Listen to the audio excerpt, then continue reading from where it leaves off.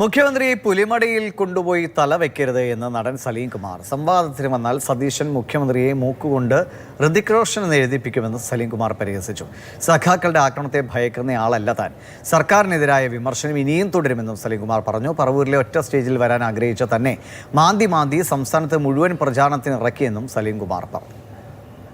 അതല്ലേ, ഞാൻ ഒറ്റ സ്റ്റേജിൽ പോകണമെന്ന് ആഗ്രഹിച്ച ആളാണ്. ഇവരാണ് എന്നെ ഇങ്ങനെ തോണ്ടി എല്ലാവർക്കും കൊയിലാണ്ടി, കരുനാഗപ്പള്ളി, നമ്മുടെ കൊട്ടാരക്കര, പത്തനാപുരം,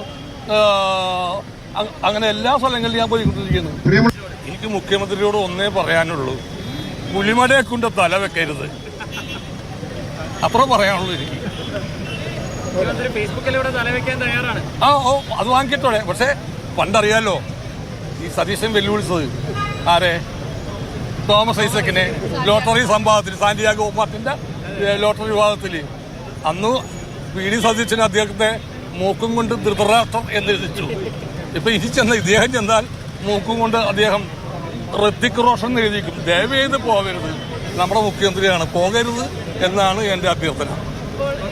ഇതൊക്കെ എന്ത്? Okay, thank you.